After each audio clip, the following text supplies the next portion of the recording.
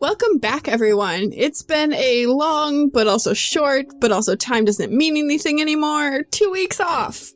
We are glad to be back with another series, and this time we have guest David Gordon Buresh with us talking through L5R 5th edition, which has been a long time coming, and everyone will finally know what I'm talking about when I talk about this game so much. I'm very excited for this one. Yeah. But first, some announcements. It's like your Palladium, but good. It's like my Palladium, but my game is good. Well, better. Okay, fair. All right. Well, voting for the 2020 ENnie Awards is open now through July 12th. There's tons of great stuff on the list, including Asians Represent. Their podcast is up for an ENnie. Visigoths versus Molgoths, which we've covered previously on the show. Witch plus Craft, which we've covered in a Spotlight episode. Strata, and also Amelia is up for a 2021 judge. So go ahead and vote. We're going to put the voting link in our show notes for you, but it'd be really awesome if we can show some support for these amazing people. Absolutely. A thing that we didn't put in our cold open notes, but I'm going to announce right now too, that we should put a link to in our show notes, is that the Asians Represent podcast also recently did a Twitch stream where they started looking through the 5th edition of L5R. Mm-hmm. I watched the first episode of that. I think that they're going to do more because they didn't get very far in the book in their 2-hour chat because it's a long book.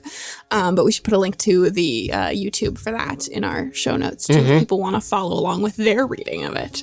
Yeah. It was very good. I think their first series was going through the Oriental Adventures from D&D. Yes. And that was, 12 2-hour episodes or something like that? Yeah. So I imagine it's going to be probably pretty similar for L5R. So I was really interested to see what they had to say about L5R, and looking forward to more of that. Yeah, definitely. I want to see what they find out that's different from us covering it.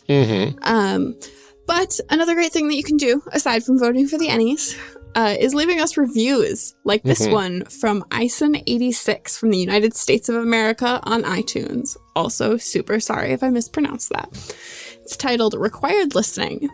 This podcast offers invaluable insight in all kinds of tabletop games. DMs and players alike can learn all kinds of things and gain new ideas from these amazing hosts and guests. Thank you so much. Yeah, that was nice. It was very nice. I love reviews. I know. They're so nice. They make me so happy. All right. Well, with all of that out of the way, let's get on with the show. Enjoy.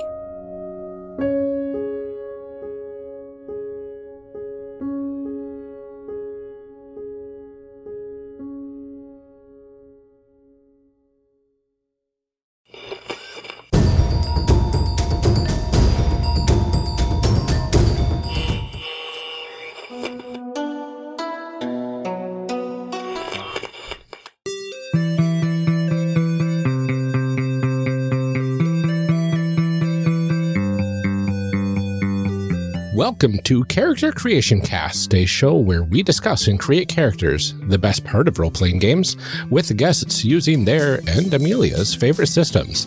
I'm one of your hosts, Ryan, and this episode, my co-host Amelia and I are thrilled to welcome David Gordon Buresh to discuss Legend of the Five Rings, a samurai role-playing game by Fantasy Flight Games. David, welcome to Character Creation Cast. We're very excited you could join us. I'm very excited to be here. I've actually really been a fan of the show for quite some time, so I'm really glad to finally be able to get on here and talk with you. Awesome. Let's start by introducing you to our audience. Do you want to tell us a little bit more about yourself, any projects you're currently involved in, things you're passionate about? So, for those who aren't aware, I am David Gordon Buresh. I am a writer, game designer, game design consultant, and, well, right now, political activist, because, hey, that's the world. And we all ought to be at this point. I write the Dave of the Five Rings blog, which is a monthly Legend of the Five Rings blog, still, one of the few oldies, as it were, keeping things in print media still alive. And other than that, I'm a published author. I write short horror fiction. I'm an occasional games journalism and various other things, which in my ever-decreasing spare time.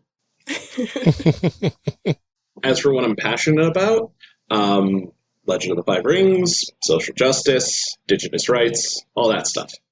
Awesome. Well, let's go ahead and get into this and start by discussing what this game is all about. What's in a game? All right. Can you tell us a bit about the setting of Legend of the Five Rings? Could I? Oh boy, can I!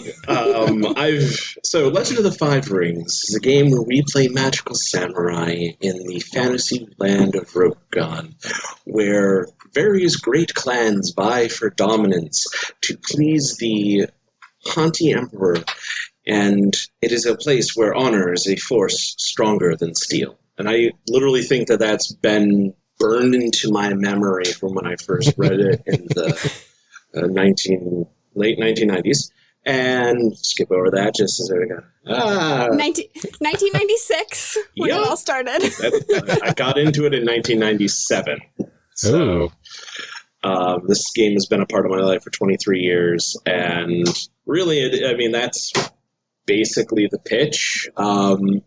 It's a fantasy game set in basically Oriental adventures by way of way too much Japan, with color-coded magical samurai battling for glory and dominance.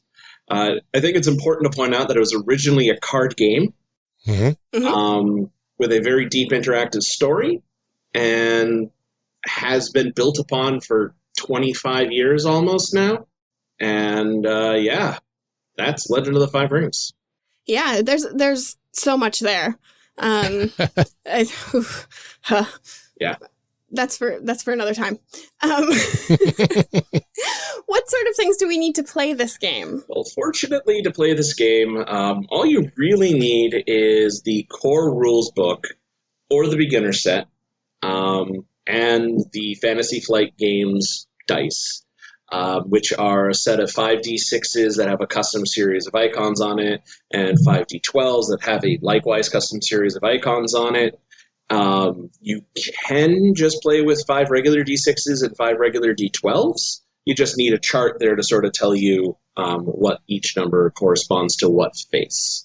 And other than that, imagination, 3 to 4 friends, and a lot of spare time. Yeah. For It's sure. a rabbit hole that you'll fall into, and there's no way out. Someone will say, let's play this game, and you say, that sounds really dumb. And then 10 years later. 10 years later. And this is where you are. Right? Well, what kind of stories and themes is this game meant to explore? So, again, this is very much a Japanese/Pan-Asian themed fantasy story.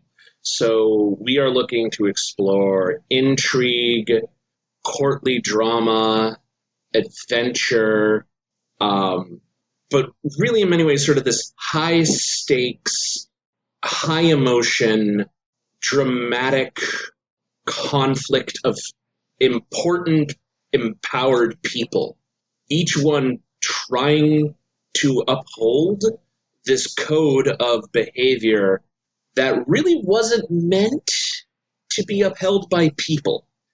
And it's basically, again, it's the high stakes, literally the entire fate of millions of lives balance upon the edge of a sword, and whoever can truly excel in the ways of Bushido the most stands to reap all of the benefits in the world. So, very high drama. I love that this game has the ability to tell, like, kind of tragic stories, too, in a way that something like D&D doesn't. Not that you can't, but, like, you know, like D&D, you are the hero. And ideally, in this game, you kind of are. But there's some of that internal conflict that, like, maybe you aren't always. And that, like, it can tell these kind of tragic, sad stories, too. like any good story, every side has its own version of it. One of the most important things, as you call out sort of the tragic nature of it, is that, like, one of the questions they ask you, as we'll get into in the character creation process, is literally, how will your character die?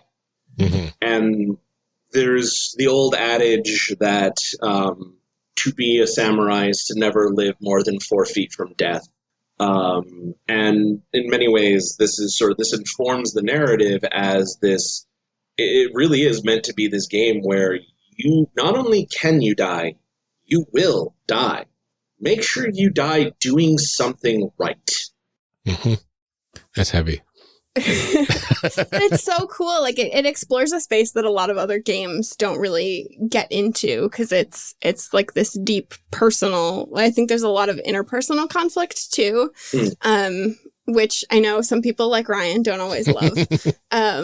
But both internally in you as a singular person, and then within a group too, because there's we'll get into it, like the clash between your duty and your desires, and trying to balance those things. And it lends itself to telling some really cool stories that I don't feel like you get to tell in a lot of other games. Yes, very much so. What do we as characters do in this game? What are we up to? It really can depend on the type of game.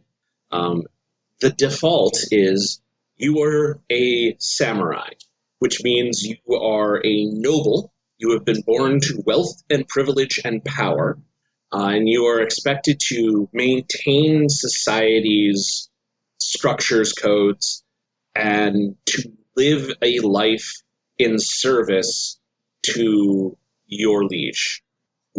How that manifests, again, depends on the character, depends on the story.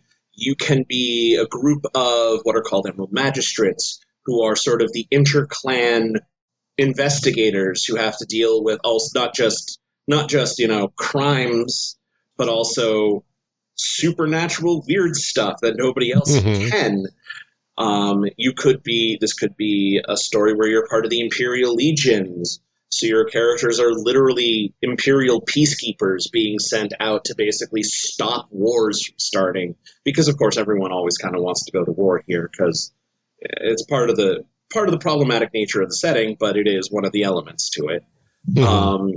You could all be courtiers and thus be dealing with sort of the economic side of Rokugan and trying to see who can have, and the true importance of who can have the most compelling speech to get the right favors, to get to the right people, because that determines at the end of the day who eats. And when you're living in a fantasy agrarian society, that's power. Armies are nice, but you can't have an army if you can't feed an army. Mm-hmm. Yeah, that's very true. Awesome. So what is unique about Legend of the Five Rings? I would say the most unique aspect of Legend of the Five Rings, there's two of them, and one very mechanical and one very setting.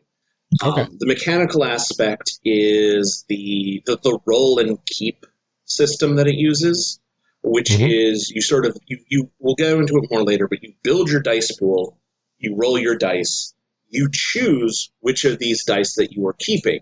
There's only so many of these dice you can keep, but you have to keep one, and some of these results might come at a cost. So it's very much that mechanical aspect of always asking yourself, how much do I want this? How important is this to me? Is it more important for me to get this done now, even though it's going to cost me possibly later? That could be a disastrous cost down the line. Or is it better to be reserved and hold back? For a setting-wise, it really does have to be the Great Clans. The Great Clans are the 7 sort of kingdoms within the empire of Rokugan, and they are each unto themselves a nation, as it were. They have their own traditions, they have their own great families who run things, they have their own beliefs, they have a lot of, and again, like their own very complex, very deep history. But the identity of the clans are so iconic that they are what hook people in this game. And this is whether it's the role-playing game or whether it's the card game. In the card game, you're literally playing the factions. So, like, your deck is this faction's deck, and stuff like that. And, like, they've been role-playing games. There have been miniatures games. There was a POG game of this called Disc Wars. And, I forgot about that one. And every single time, it's the great clans that really hook you and keep you coming back to this, because this game is built to develop community around, and that's why people love it, and that's why it's survived 25 years. And people are very passionate about their clan of choice. They will fight you. L5R fans are like sports fans. Yeah. They have their team, and they love their team. And if you are the rival team, do they got words for you? The next question that we always go into with our games is we ask our guests to tell us a little bit about the history of the game. This game has 25 years of history, which lots of games that we've covered have been around for a long time. But L5R has a particularly complex history. So I don't know where you want to start with that. I don't know where to start. The easiest way to start is just to give how it came about, which was Legend of the Five Rings was a collectible card game in 1996. The original, it was basically a collaboration, if I'm remembering correctly, and I apologize to all of you if I'm not. John Wick and John Zinzer are the two really big people who get credited for it. Ed Bulme, or Ed Bulm, I've never been able to say his last name correct, are sort of the three really big original people who helped form this game. And it was originally meant to be a 2-year-long collectible card game, which told a very compact, very straightforward story where it was the battle at Biden Pass has begun the clan war as the Crab Clan has turned on the Emperor, who lies sick and dying in his throne room, while the Grand Ronin Toturi defends with the armies of the dragon, and it builds to this grand sweeping narrative. Just sort of around 1998, if I'm remembering this correctly, they released the RPG, the first edition rules, which was actually set before the start of the game. About solidly 2 years before the Battle at Biden Pass, and basically took you and said, all right, this is the Empire before it kind of went crazy and things went into total war. Let's tell a story about this. Since then, there were 4 editions of this RPG that were released under Alderac Entertainment Group. It was originally part of Five Rings Publishing Group, which was part of Alderac Entertainment Group. Went to Wizards of the Coast, then came back, during which, again, and the card game kept going and kept being played, and the story kept evolving, and every so often they would release a new edition of the rules, which would sort of update the storyline, or your starting point in the storyline, and would incorporate certain developments and all sorts of things. Then in 2015. Man, I feel bad. I think it's 2015. The game was released in 2017 is when the when the new game actually finally came out. So in 2015, 1 month after they had their 20th anniversary celebration, Alderac Entertainment Group announced that they sold the game lock, stock, and barrel to Fantasy Flight Games, stopped all production, ended the storyline, ended the game.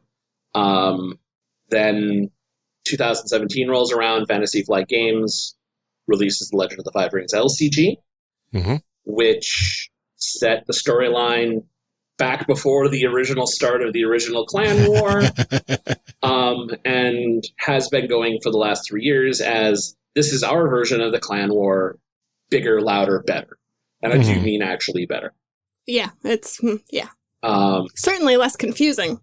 Less confusing. Better representation for this game has done amazing things for LGBT representation, how it represents LGBT people, which, as any game from the 90s, was problematic. Always kind of had it. City of Lies box set, I still remember as being one of the first. It had a canon homosexual man in it, and like that was his like, and it was about that of the, oh, what's his great secret? No, he's just a gay man, and he's a scorpion, and he doesn't want anyone to know because it amuses him endlessly that everyone thinks he has this great secret when it's just, I like guys. That's such a scorpion thing to do, though, to be like, everyone thinks there's something going on. Then in 2018, they released their version of the RPG. So there was the debate of whether or not this is the 5th edition of the RPG or a wholly new RPG. As a game designer and a game design consultant, I actually argue this is very much a new RPG set in the world because the mechanics are drastically different. Yeah, it's a totally different, like, you play the game a totally different way. Yeah. It wipes away the old canon, too, doesn't it? Yes. Yeah. The old canon was iffy, though. It's like, especially 4th edition was very strong on the set your game at any time, here are the rules. Mm-hmm. So the canonicity of any RPG is understandable, is, make it up yourself. Yeah. But this one has a lot of it. It's been informed by the previous editions, and there's definitely that influence in it. But it is tried to be a new beginning. Yeah, I think that they've done really cool things with it. Fantasy Flight refers to it as the 5th edition, though, don't they? Like, again, I've heard both. Okay. It depends on who you ask. As I said, I've not gotten any consistent, like, this is 5th edition, and this is the new RPG. So. Fair. Yeah, I've always referred to it as 5th edition. They just say it's the core rulebook for Legend of the Five Rings on their official PDF. So well, there you go. To answer the question of where do we start? Start here. It's a good place. Yeah. Yeah, forget everything that happened before. Don't worry about it. It's messy. It's bad. There are reasons to remember it. There are still active communities for it, but this is a good place to start. Yeah. Definitely. Oh, that's great. But before we get into actual character creation, there are some terms and concepts I'm sure that we're going to need to know. Yes. I've only created one character for 4th edition prior, so I have a very loose understanding of rings, and that's about all I remember. So my first recommendation is forget what you remembered about rings, because they're wrong. Okay. Well, I remember there was 5 of them. Well, that's still true. Okay. That's all I remember. Do keep that piece of knowledge. Yes. All right. All right. I tossed it out and I remembered that there's 5 rings. Okay. So, again, so in this, the concept of the 5 rings are the 5 sort of elements that make up all of the world in both a physical and a metaphysical sense. And so your character is a combination of these 5 rings: earth, air, fire, water, void, based upon the 5 rings of the Book of the 5 Rings by Miyamoto Musashi. And each of these rings are going to be rated on a value from 1 to 5. Outside of character, you're not going to start with a ring higher than 3 in character creation. But what these are is don't think of them as like your stats. These are the ways you do things. So a character with a higher earth ring does things in an earth sort of way. What that means is careful, precise, stubborn, thoughtful. Characters that have a high earth ring generally have a very good memory and are there to sit and will basically sort of outlast you. Fire is people who are very intelligent and very vibrant and inventive and capable of just overwhelming you with sheer direct energy and force. And they will basically blast through your defenses and kick open your door and do it with a grin on their face. Air indicates a character who is above it all. It's a character who is graceful, careful, deceptive, but also generally the height of control and culture. Water is adaptability and friendliness. somebody who you never know which way they're going to come, and you just can't help but like them. Like, part of you is like, that person probably is up to no good, but you know what? I just like them. I don't know why. But gosh darn it, they're so friendly. Just so friendly. And again, water is also generally the way of just adapting and finding a way that nobody else expects. Mm-hmm. Lastly, void. Void is the balance of all things. It brings all things together. And it also represents insight into yourself and into the world around you.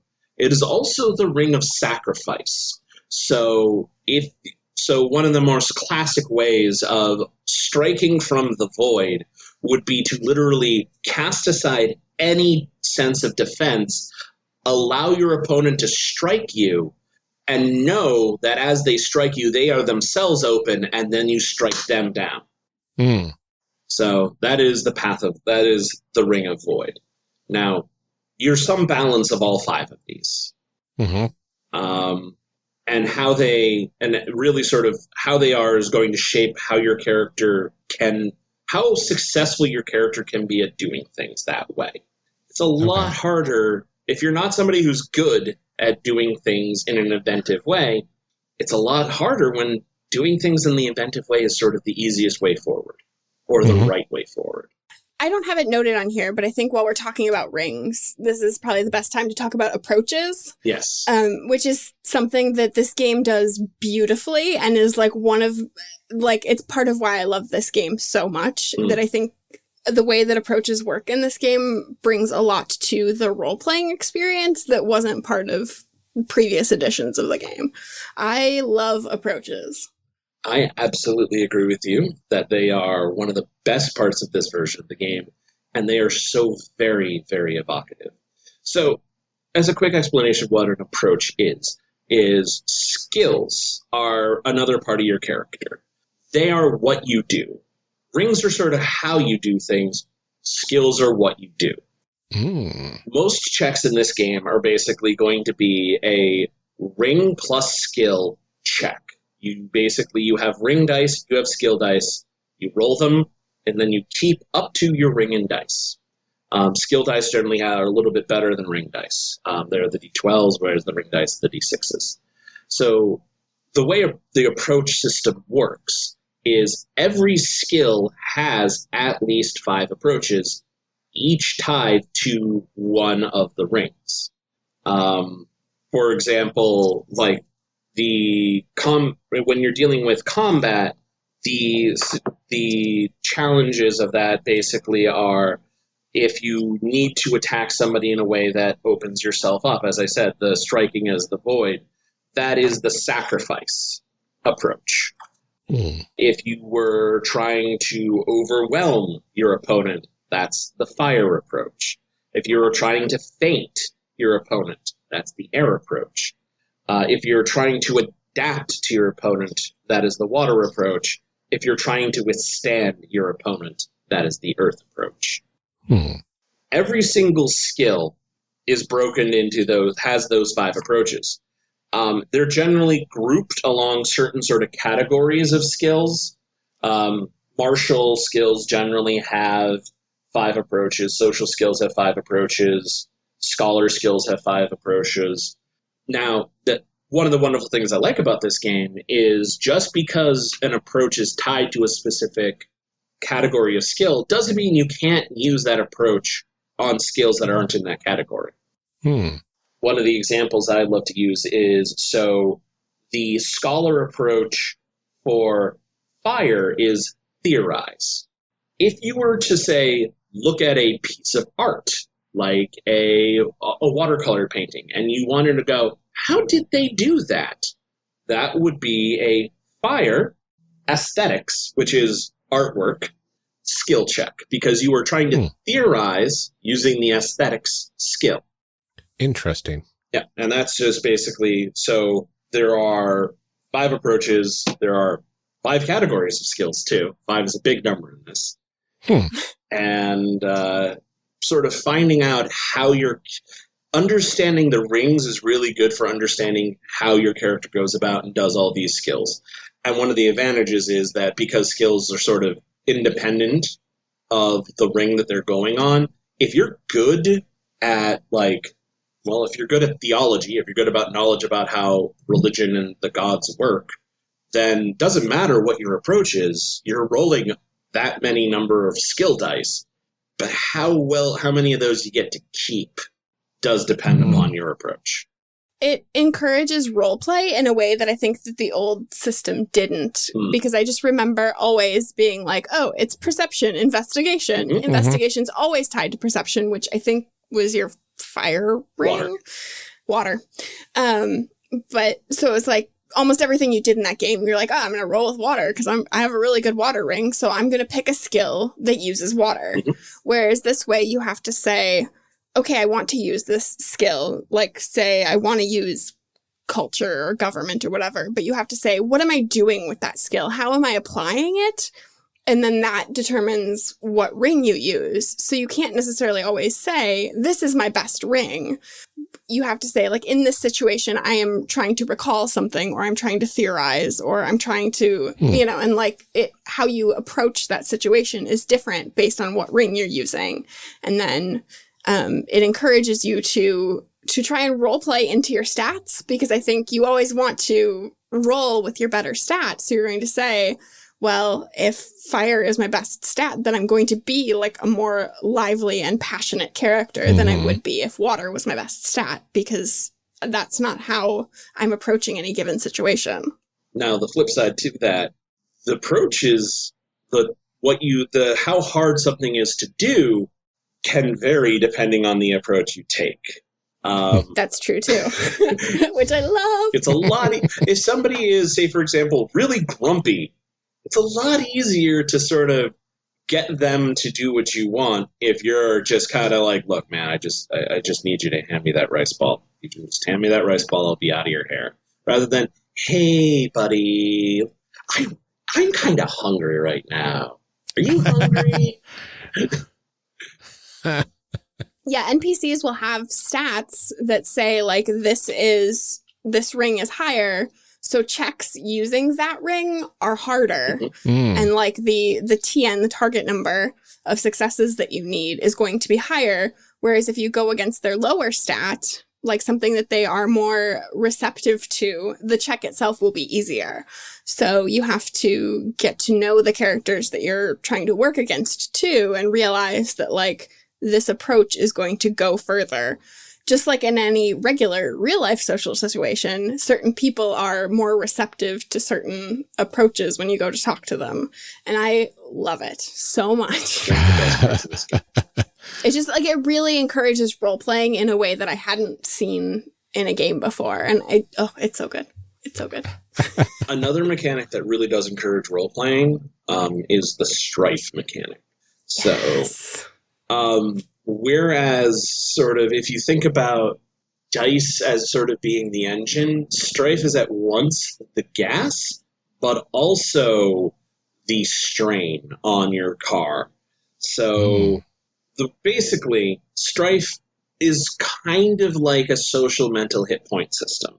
The way the actual system of the game works, I gather my dice, I roll my dice, I choose which ones to keep. Why wouldn't I always just choose my best dice? I love choosing my best dice. I love being awesome. Who doesn't love being awesome? Well, the problem is a lot of these dice have basically, in addition to opportunities, which is I do something kind of cool, successes, I succeed, I get closer to achieving what my goal is, explosive success, which is kind of like the critical. Not only do I get closer, I get to roll an extra die and add it to it. Paired with those two symbols, those three symbols that I really do want, is often an icon of strife. And what strife means is my character is getting invested. Doesn't necessarily mean that I'm getting upset. It means that my character cares more about what's going on. And the problem with that is you're not supposed to care. You're supposed to sort of be relaxed, be sort of above it, be in control. You're trying to be the Fonz. You're trying to be too cool for school. And you can't. It's impossible. Nobody really can. And so the more times, basically, generally the way it works is the more dice you keep, the more strife you keep. The more strife you keep, the closer you get to your composure. If you ever hit or surpass your composure in strife, and by the way, there are things in this game that give you strife that aren't just rolling dice, but if you are at your composure or have exceeded it, well, now you're compromised is the game term. You're showing emotion. People can really read you. It's really easy to see that like your level of control over your emotions has slipped. And mechanically, you can't keep dice with strife anymore. Your character is just too emotional at this point to be willing to take those risks. But once you become compromised, oh boy, that's where the fun begins, because that allows you to do the mechanic of unmasking, where your character has the dramatic reveal of their true emotions. And it's kind of like a social limit break.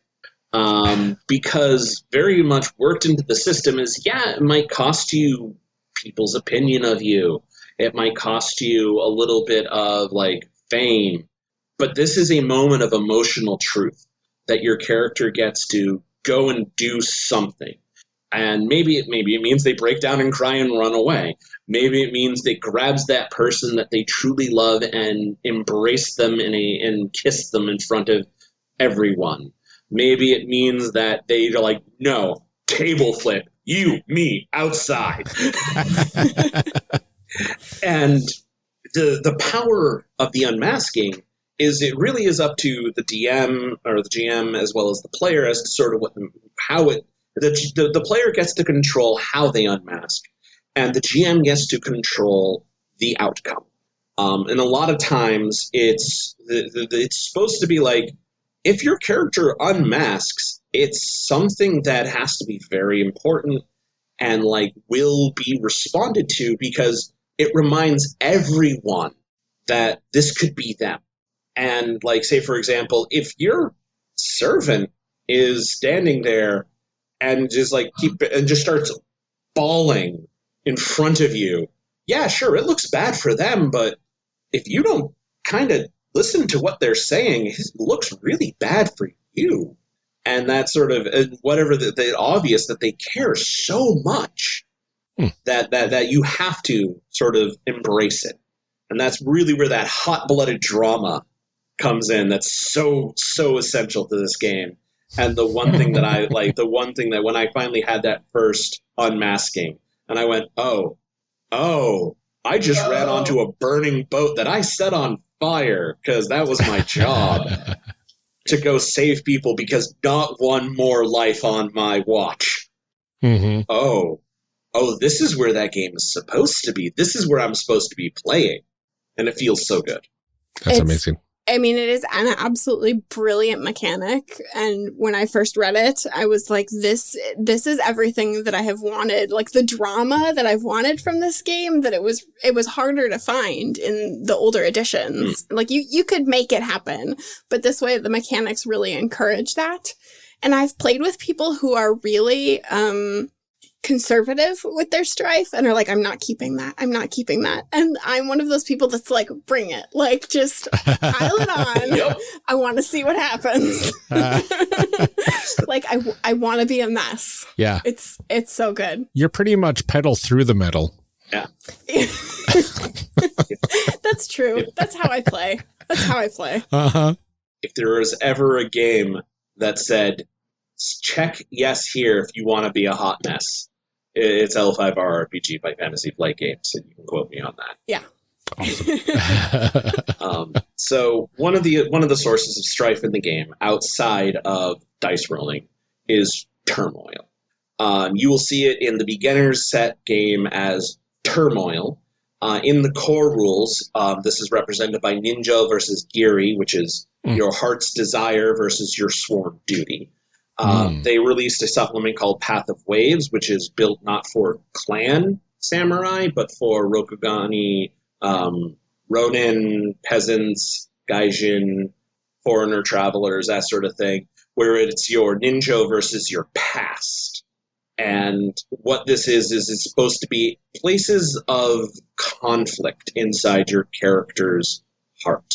And I think it's very important that the core rules sort of explicitly state that this is supposed to be what you want versus what society wants for you. And they should conflict because that is what drives you to be the hero, or that's what drives you to be this larger than life figure. The source of legends, basically. Okay. I like when there are moments in game too where something will happen and you're just like, I'm going to take some strife for that because that seems stressful. Like there have definitely been times where like something will happen or another character will do something and I will think that would stress my character out so much that like I'm playing in a game right now where I'm playing the courtier and I'm in this group of people who have like zero etiquette skills at all. And so like every time we are in a social situation, they are messing everything up. And I'm like, I'm going to take some strife because I can just see my eye twitching right now. Like these people can't handle themselves. Now, one of the cool things about the turmoil, whether it comes from Ninja vs. Geary or turmoil or Ninja versus Path, are complications. So complications are when the GM gives you that wonderful bit of strife in your life. And you have basically the choice of either you confront it or you flee from it. If you confront it, you get a void point, which is sort of your little boost of a moment of heroic action, which you can, it's basically your fate point, your drama point. It has a lot of different uses for it. But that complication at the end of a scene after which you have confronted a complication, doesn't matter what your strife is, you go to 0. So you don't even have to, it counts as basically, it's like unmasking, it's all the benefits of unmasking without any of the negative possible consequences. You just had to, your brother who you want to duel showed up and went, "Hi, you remember me?" And you're like, it's that guy again. That's amazing. All right. Well, is there anything else that we need to go over before we dive into this extra narratively crunchy system that I am loving the sound of? Again, I think the baseline concepts are all there. So now that we sort of know how the game is supposed to feel, I think that's the important part. All right. Well, shall we make some people? Oh, let's make some messy people. Let's make some messy people. Let's make some people. The messiest of people. I am not editing that soundbite. Okay. Ryan, I want to start with you. Oh, yes. Since you're not in the trenches with this game, you're not all about it. Right. We start by picking a clan.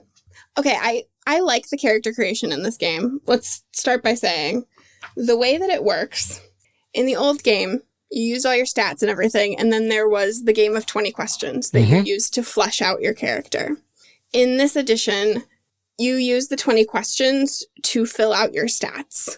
So the way you answer different questions will give you different skills or rings or things like that. I love this. Yes. So you're creating your character narratively at the same time. They even have they have a 20 questions guidebook on the Fantasy Flight Games website. It's a pre-downloadable PDF that literally just walks you through the questions one by one. It sort of uses them like writing prompts for an essay. It's kind of really awesome. Now I see a note here that says starting values for everything. Yes. Right? So it looks like your rings all start at 1. So all 5 rings get 1, and then skills start at 0 for each skill, which makes sense. Seems like we'll be determining honor, glory, and status through questions. Endurance is calculated on the final ring value, same with composure, focus, and vigilance. So for the time being, all you need to know is your rings all start at 1, your skills all start at 0. If a ring increase would ever take you to above 3, instead you add 1 to any other ring.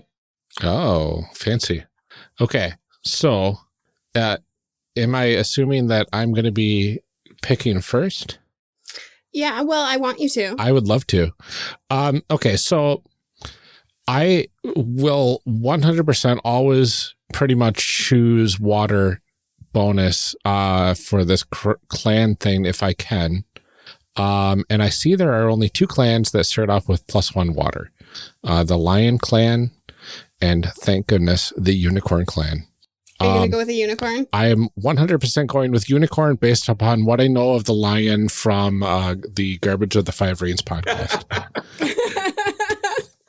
We are not kind to the lion. I mean, look, I have hot lion takes. I have some very, very spicy lion takes that also might verge onto like Avatar: The Last Airbender impressions. Awesome.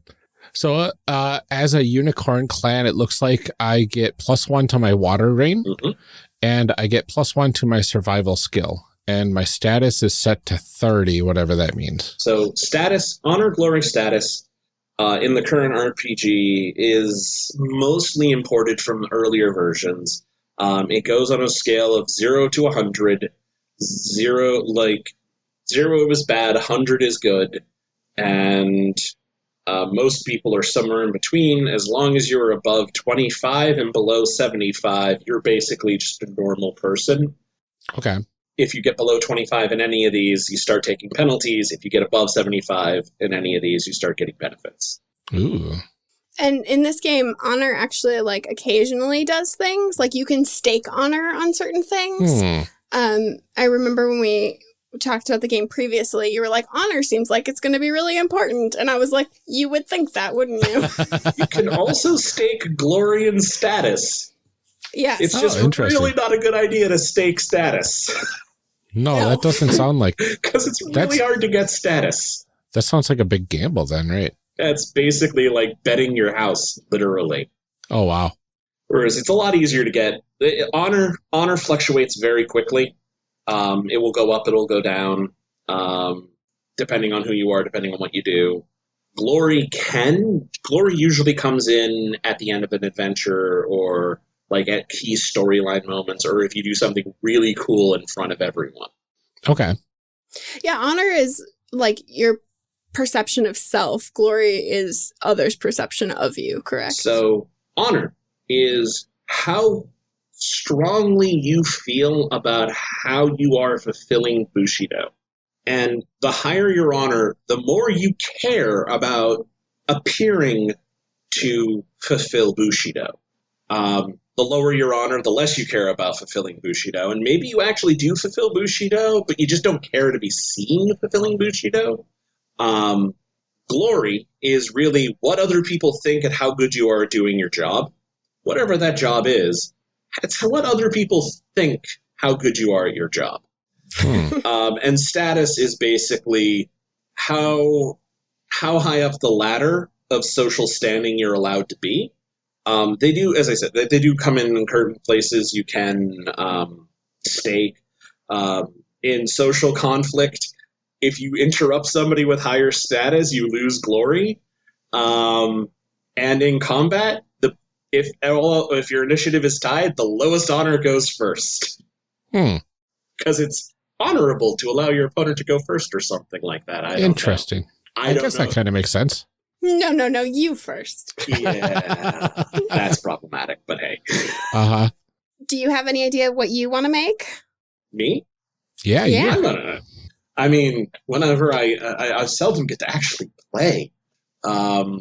Well, you're still not going to get to play, but you get to make a character at least. The thing is that, like, we make characters, but I believe it was when we had Grant Howard on, he was like, you don't have to get your dirty game all over it.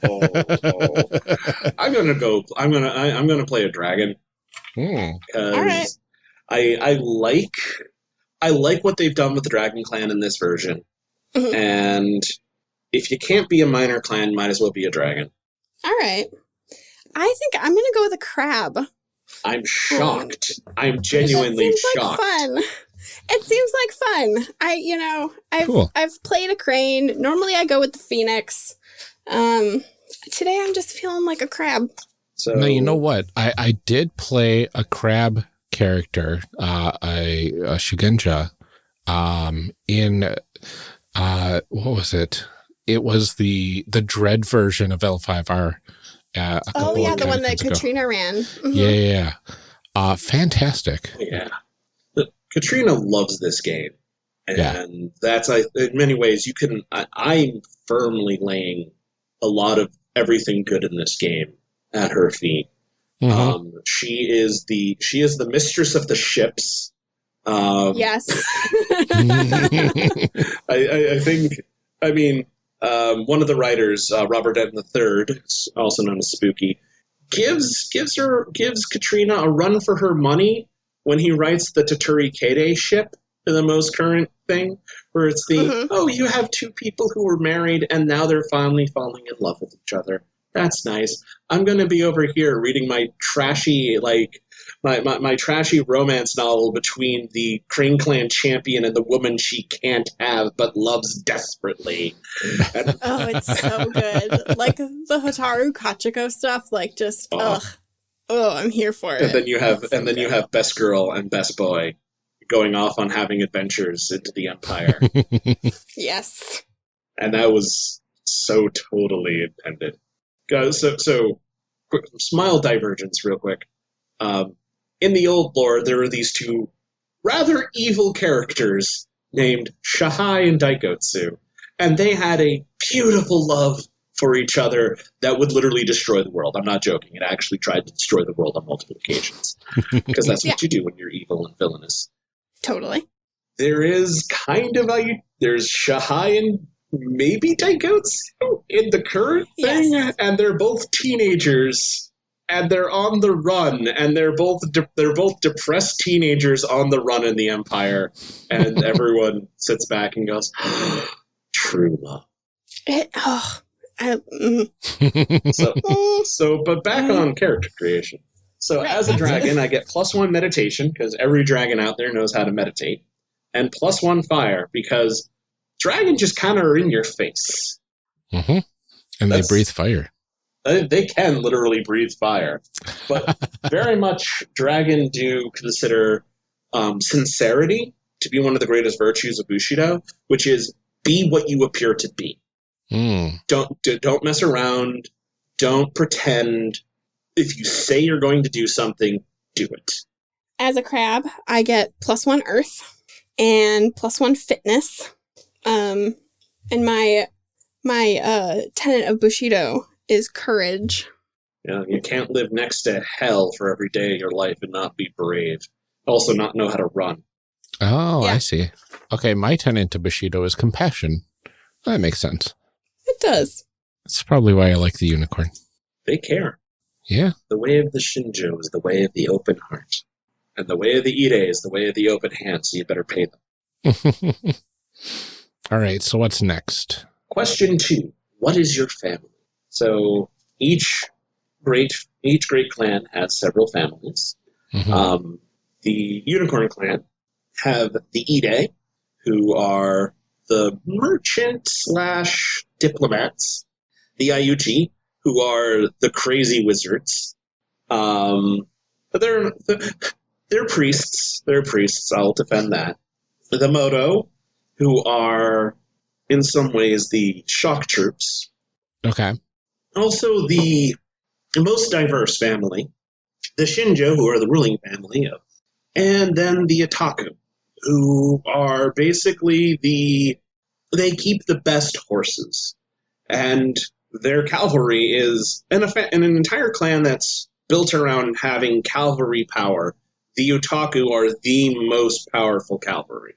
They're also the home of the battle maidens, who are the most honorable of all of the unicorn. Mm-hmm. So you said you like water. Yes. So I think I want somebody. Yeah, I see there's 2 families that allow you to go up with water. The Ide family or the Shinjo family. So the Ide family, they were like the diplomats and the merchants and stuff like that. The Shinjo are kind of like the leaders, per se. And now that is your family. So when we get to the next question and pick your school, you can still choose to be something else. Oh. So if you pick a family that's known for being diplomats, that doesn't necessarily mean that you have to be. Oh, I love that. You could have been trained in another school. It's also important to note that when you choose your family, you get a choice of 2 rings. Yes. Yeah, that's right. So if I chose Ide, I would get between earth or water. Yep. And Shinjo is fire or water. Yep. So that's interesting. So I'm kind of torn between sentiment as a skill increase and courtesy as a skill increase. Because you also get 2 skills based upon your family pick. And extra glory, I guess, too, if I chose Shinjo family. They're the ruling family, so they're naturally more well-known. They have higher respect. People generally think they're better at their job of, being samurai. And I already have +1 survival, so if I chose Shinjo, that would give me 2 + 2. It'd give you 2 ranks. And I'm assuming that's better. It is. Okay. More is better. More is better. That is how math works. That's good. We're not playing golf rules here.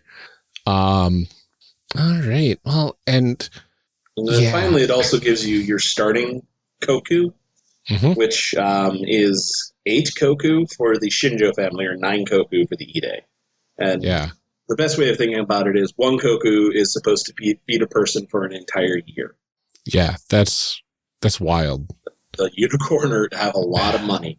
Yeah, they do. They're the traders. Yeah.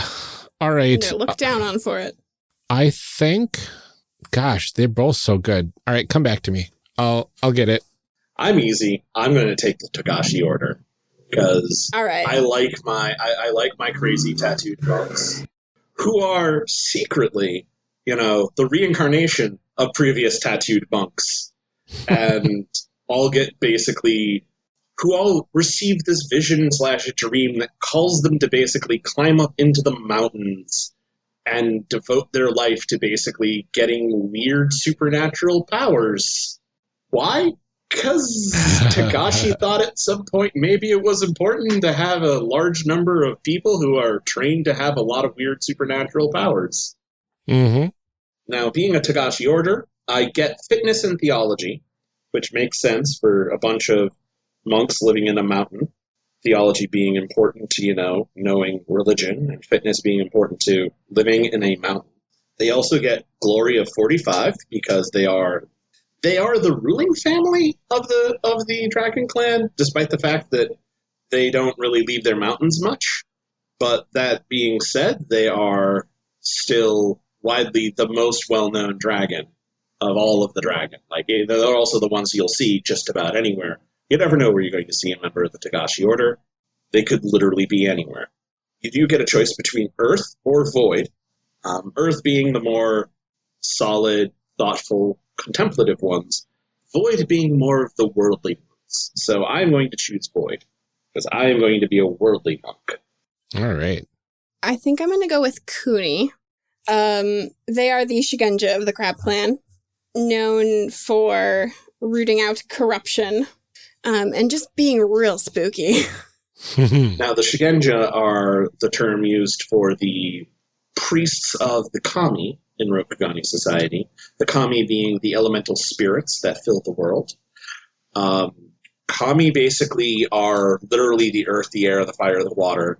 But they're also spirits who are awake and aware and can do magic.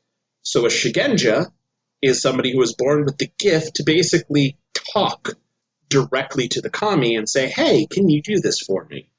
Turns out that if you know how to politely ask the fire to go and burn somebody, it will do that for you. While everyone can kind of do a little bit of magic, that's just sort of what rituals are in this world. We're living in literally a fantasy world. Shigenja, by far and away, are the most in touch with the spiritual world. Okay. So I can pick Earth or Void. I picked Void. And then I got Theology and Medicine. What family did you go with? The Kuni. Kuni. Nice. Kuni. All right. And did I say mine yet? You said Shinju or Ide. You were still deciding. I'm going to go with Ide. I don't want the responsibility of leadership. But also, like what was my deciding factor? I got to get back to the page. So the Shinjo family, they pursue peace, but never flinch from the prospect of war. Whereas the Ide family work to radiate calm and competence. And I think that's more in line with what I wanted my character to be like. The Ide, one of the great things from one of the novella was the line that whenever a Shinjo draws their sword, an Ide has failed their task. Interesting. I have that one on my bookshelf, but I haven't read it yet. It's a good one. I recommend it. Moto Chagatayanin is so enjoyable. So the third question, now that we have selected each of our families, is what is your character's school, and what role does that school fall into? So the roles common to Rokugan are Bushi, Shigenja, and Courtier. Bushi are the warriors, Shigenja are the priests, Courtiers are the diplomats and bureaucrats. Some are also shinobi, which are basically special forces that every clan totally doesn't have. Really, they don't. It's against the law to have these special forces. We would never. Looking at you, Scorpion. Scorpion totally have them, but they don't. You can't make that stick. There are also, your word against mine, so. There are also monks who are basically, they are people who have chosen to study the path of either Shinsei or the way of the gods, but they do not have an inherent magical connection to the kami. They are just people that have studied the ways of the world in religious isolation, basically. Finally, there are artisans who are crafters and sometimes magic item makers and things like that. The Path of the Waves introduces actually also several more of these keywords, which is all that these roles serve. And every school has one. Some have two. I've never seen one yet with three, but I'm sure there are some. And it sort of gives you a taste of what they are. So now, when you choose your school comes with two starting rings, which are just +1 to 2 rings, a set of starting skills. Depending on your school, you get between 3 and 5 of these. A starting honor value. A set of techniques that are available. And these are, as your character progresses, these are techniques. These are your list of techniques that you can learn. Techniques themselves are sort of cool things your character can do. And it gets broken down basically into several different categories. Generally, they're linked to those keywords the roles that your class serves. Then finally, you have starting techniques and your school ability. And of course, your starting outfit. I totally forget about that, but that's just your starting equipment. Equipment's not really important in Rokugan. You're stupidly wealthy. You have more money than most people will see in their entire life. And, as I said, 1 koku should feed a person an entire year's worth of rice. And rice is the most expensive food. So you are literally wealthy beyond what other people dream of, just by being born that way. Oh, interesting. There's a lot of good things in here for schools. There's a lot of schools. Every family is given its own school. Yeah, it's not really. I'm looking through the book right now, and it's kind of daunting because it's not really organized. It feels like. You want a secret that will make it even more daunting? Yeah. There's no rule saying you have to pick a school from your clan. Right. That's what makes it even more daunting. It's like, I could go with all this other stuff, couldn't I? You just need a good story. So they are still in order by clan. Yes. So, I mean, for somebody at the beginning, I would suggest picking one from your clan. I would too. Okay. But there's always the fun, like, I was a hostage and now I... Scorpion schools. Here's unicorn schools. Okay. That makes me feel a lot better. Okay, so they are kind of organized. Yep. They are organized alphabetically by clan and then alphabetically by family. Awesome. So Unicorn, being you, is the last. Yeah. And then it goes the Ide Trader School, which is a courtier school. The Yayuchi Meishodo Master School, which is a Shigenja and an artisan school. The Moto Conqueror School, which is a Bushi school. The Shinjo Outrider School, which is a Bushi and a courtier school. And then the Ataku Battle Maiden School. Mm-hmm. All right, so I wanted something that's a little magical, a little fighty. And I really like the thought of having a horse too. I think most of the unicorn have a horse. Yeah. And I was piecing through here before I knew what the heck I was looking at. And I saw the Iyuchi Meishodo Master School, which is a Shugenja artisan school. I think that's what you did last time. Yeah, right? I think that's what I did when I created my last character. My only other character that I've ever created for anything L5R. That's probably why it sticks out. I'm going to pick this school for this character as well, I think. Yeah, I think I'm going to go with this because it looks like it's a little fighty. It's a little magical. Has a decent amount of honor attached to it, as much as that matters. Hey, you do you. I do. I'm going to go with the Kuni Purifier School. Oh. I'm going to be a Shigenja, and I'm going to have cool face paint. Oh, yes.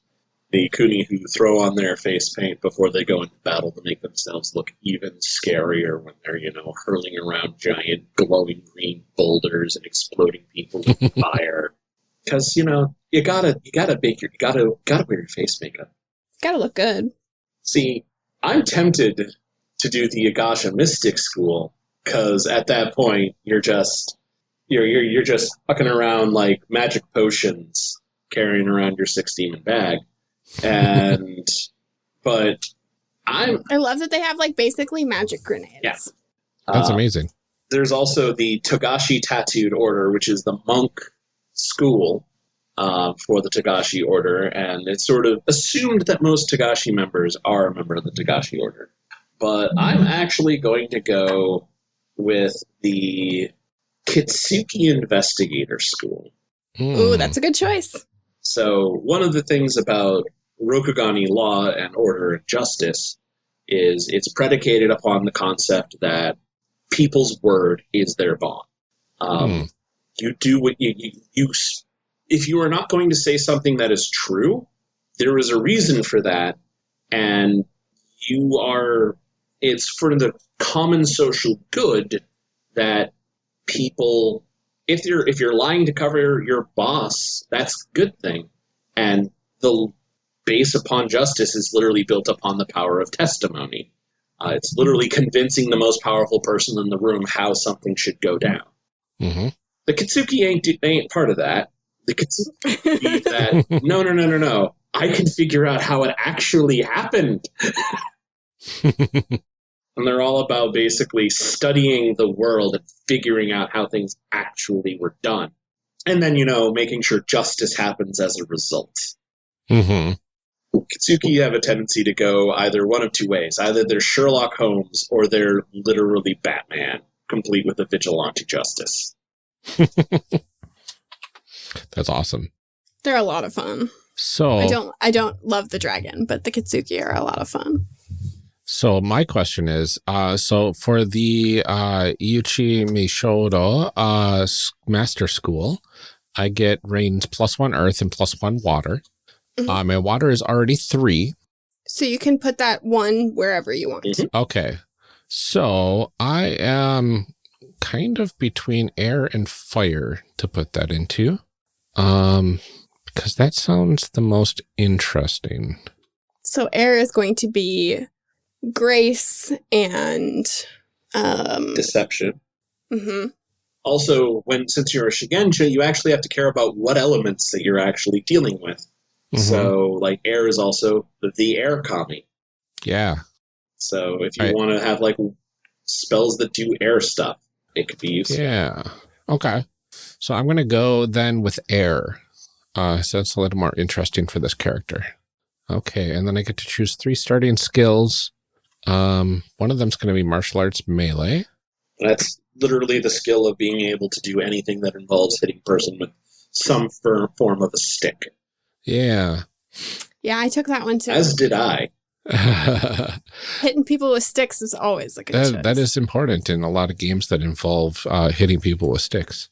So what is the difference between aesthetics and design? So design is fashion. Aesthetics is painting. Ooh, okay, perfect. That cements my decision then. Putting 1 point into aesthetics. And basically the difference between between like smithing and aesthetics is one is making something useful, like a table. The other one is painting the table.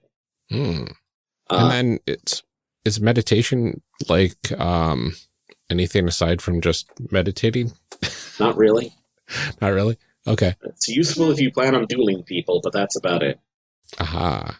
Okay. So I'm going to put one more rank in survival then as my third skill. Make things interesting. Then you have the choice of techniques. And the reason that like Shigenja generally get less skills is because they get more techniques. Oh, okay. So kata are they're like unarmed fighting techniques, correct? Kata are all fighting techniques. Unarmed, armed, bow and arrow, spear, everything. Anything that's basically involves fighting people, it's a kata. The types of techniques are, there are kata, rituals, shuji, invocations, rituals, and ninjutsu.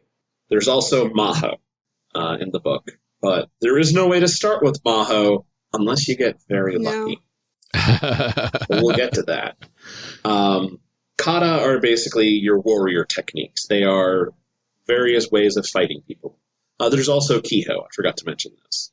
To mention Kiho are basically the way you meditate and tune yourself into your own internal elements, and that lets you have superpowers, like flying around or punching people with fire or breathing fire, things like that. Shuji are social manipulation techniques that basically allow you to be a better leader or a better manipulator, or ways of sort of getting in people's heads.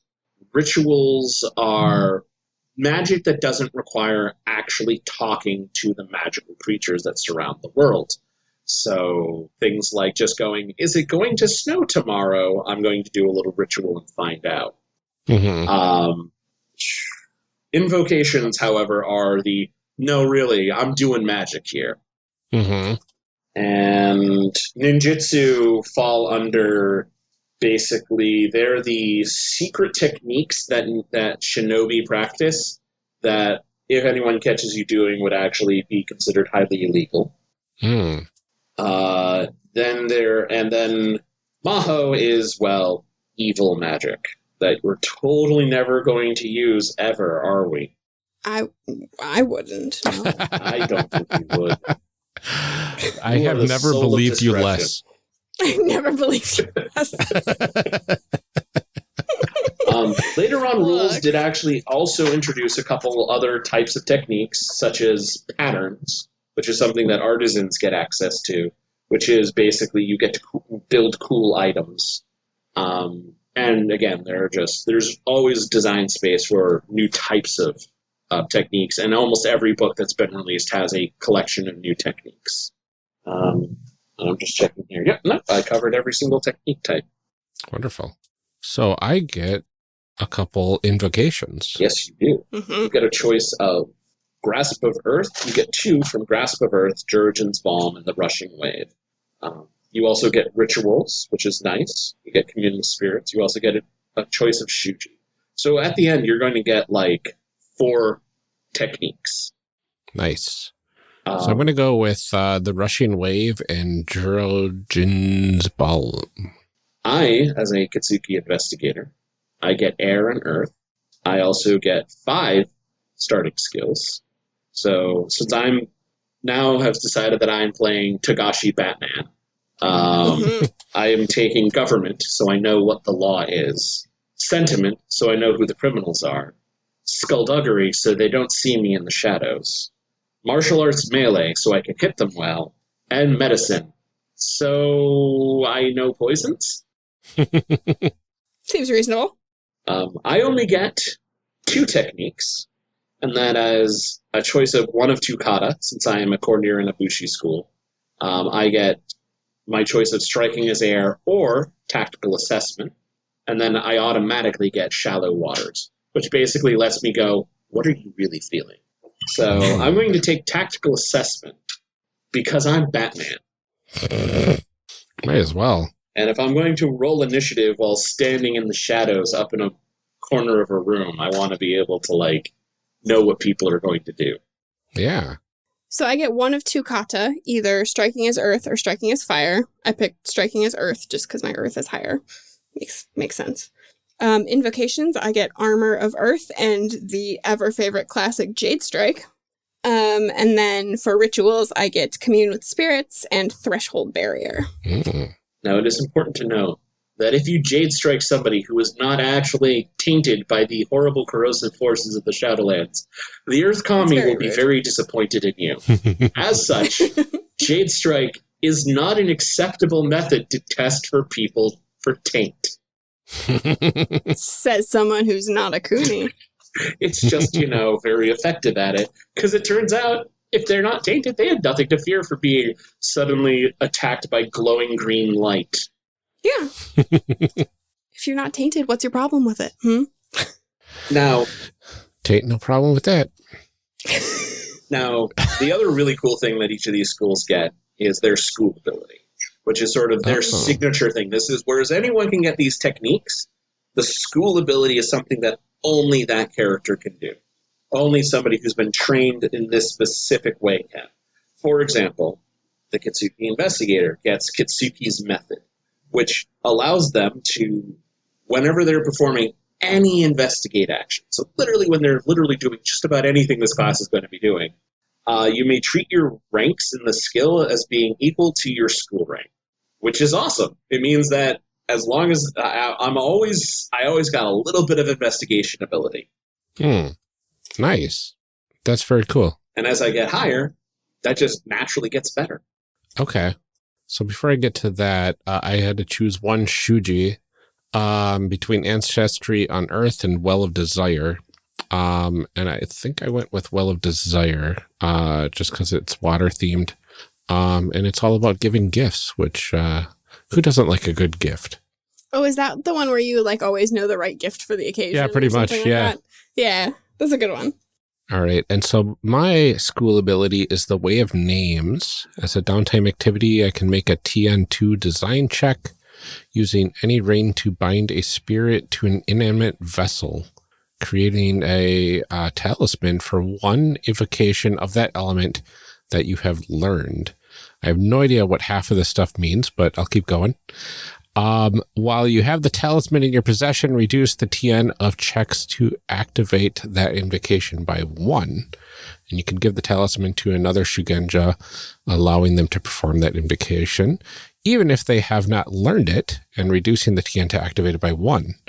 But then it ceases to function after a number uses equal to your school rank. Oh, that's really interesting. So basically, instead of having to sit there and go through the whole spell, you can do it in your downtime and bind it to this talisman, and then it is like a ready-to-use, pre-prepared lunchbox of a spell. That's delicious. And if you're using it, it's easier for you to cast the spell, or you can just hand that to somebody else who can cast spells, and even if they don't know the spell, they can cast it. Interesting. So I've got the invocation, Jirogen's Balm, which looks like a healing thing or poison reduction. I don't know exactly. So I could turn that into a talisman. Yeah. And then later on, I could be like, all right, here you go. Here's this thing in case I need it. Please. Yeah, like you could hand it off to me and I could use it then. Yeah. Or like try to strong arm me into doing something for you in return. No. Never. Poison you from the shadows as a Togashi monk. What? Batman. Yeah. So for my school skill, I get Gaze into Shadow. Once per round, when you make a check targeting or involving a tainted being, you may choose a number of your kept dice up to your school rank containing a strife symbol and set each die to a success result. So I get to add successes to things, but only when I'm dealing with tainted creatures or people, which I will know after I Jade Strike them. Yeah. Oh, no. Takuni really like messing up people who are Shadowlands tainted. So I can't, I begin the game with a weapon. Yes. I get a Wakizashi, plus one weapon, rarity 6 or lower, which makes me very sad because the weapon I want is rarity 7. And almost like they planned for that, but don't. Actually, I was going to say, don't worry. Later on, you might be able to get it, but like I think that's also a rarity 6 weapon item down the line. What's a Yari? Spear. Okay, and a G? As a G? A Jite or a G? G. J-I. It was a dagger spear. Is that a dagger spear? Oh, interesting. I wanted the trident. Polearm. I can't have a trident, so I might as well have something cool. Yeah. There's Is there like a they have handheld the trident? rules for the trident in this. Oh, yeah, they have the trident right there. War gear. Nice. Oh, yeah, there's all descriptions of everything. Well, that makes more sense. Yeah. Oh, well. So, and it's one Koku out of my reach as well. I could spend 9 years worth of food to buy one trident. That's ridiculous. Yeah. Gives a scale of economy, doesn't it? Uh-huh. I mean, and the reason for that is basically like it takes years to train somebody to be able to make one of those, and you can literally, as a noble, just command somebody to spend your entire life just making as many of those as I have resources for. Yeah, pretty much. Yeah, the amount of money that again, it's just part of this which is why one of the wonderful things about the blend of this game versus the Path of Waves version of this game is you go from this thing where you're literally at the top of this social structure to so today I had to go beat up some thugs in a bar to go just get a bowl of porridge because that was my pay. I could sell my swords, but I wouldn't find anyone who'd be able to actually pay me enough to be what they're worth, but it beats starving to death. Which is one of the style of cinema I've always loved, that L5R is heavily informed by the period pieces from Japanese cinema and the samurai films, basically the Chanbara films is what they're called, sword fighting literally. All right. Are we ready for question 4? Not yet. I'm picking my second weapon. I'm gonna pick a G, the dagger spear. Just because why not have a pole arm while you're on a horse? It's a good thing to have. My only choice in my starting equipment is whether or not I want a staff or a jian, which is a straight blade. Rather than the traditional Rokugani katana, the jian is basically a Chinese broadsword. So I love the fact that they have those. I love the fact that they have started including not just traditional Japanese medieval weaponry in this game, but have expanded it to basically cover other weapons that were used in Japan. Yes. I don't get any choices of weapons. I get a wakizashi and a knife. You also have magic spells to destroy things. Well, Ryan has magic spells too, but he gets... That's true. I mean, I'm not going to complain. I do get a makeup kit, so... Yeah. Okay. Traveling clothes, ceremonial clothes, calligraphy set, traveling pack, and a unicorn warhorse. I have a journal of observations, also known as a hit list. Nice. Or a manifesto. Okay, and then I just had one last question about this school stuff. It has a group of ranks. It has advances and types. We will cover that in our leveling up section. Oh, cool. Okay. So you can just leave that. So there's just a bunch of information to all those following along at home. That's just kind of in your face right there. And we'll figure that out later. It's called your curriculum. And it's one of the most confusing parts of this game.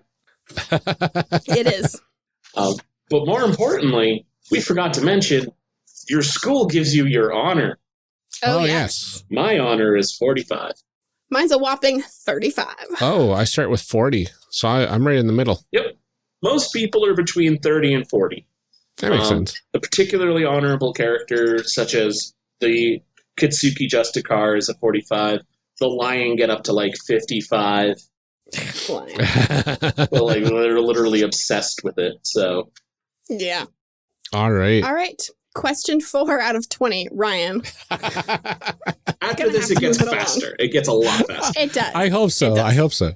I mean, there's choices to make, but yeah, it seems like those first 3 were the meatiest. Yep. Yeah, those are the ones that are going to define the most about like mechanically. All right. How you play. I'm ready for this. Thank you for joining us for part 1 of this character creation series. We'll be back in part 2, picking up right where we left off. Character Creation Cast is a production of the One Shot Podcast Network and can be found online at www.charactercreationcast.com. Head to the website to get more information on our hosts, this show, and even our press kit. Character Creation Cast can also be found on Twitter at CreationCast or on our Discord server at discord.charactercreationcast.com. I'm one of your hosts, Ryan Bolter, and I can be found on Twitter at Lord Neptune or online at lordneptune.com. Our other host, Amelia Antrim, can be found on Twitter at Ginger Reckoning. Music for this episode is used with a Creative Commons license or with permission from the podcast they originated from. Further information can be found within the show notes. Our main theme music is Hero Remix by Steve Combs and is used with a Creative Commons license. This podcast is owned by us under Creative Commons. This episode was edited by Ryan Bolter.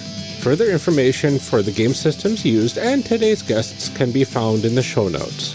If you'd like to leave us a rating or review, we have links to various review platforms out there, including Apple Podcasts, in our show notes. Also, check the show notes for links to our other projects. Thanks for joining us, and remember, we find that the best part of any role-playing game is character creation. So go out there and create some amazing people. We will see you next time.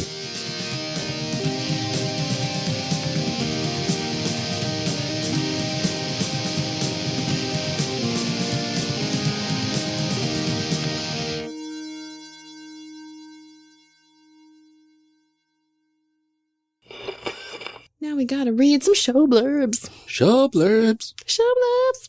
Show blurbs. Show blurbs. Character Creation Cast is hosted by the One Shot Podcast Network. If you enjoyed our show, visit oneshotpodcast.com, where you will find other great shows like Warda. Warda is an original fantasy actual play podcast created by Ali Grauer and Drew Marziewski. It's 1 part Game of Thrones, 2 parts Downton Abbey, served on the rocks with a twist of Agatha Christie. Discover magic, mystery, and more than a little socio-political commentary along the way. The city holds thousands of stories. What will yours be?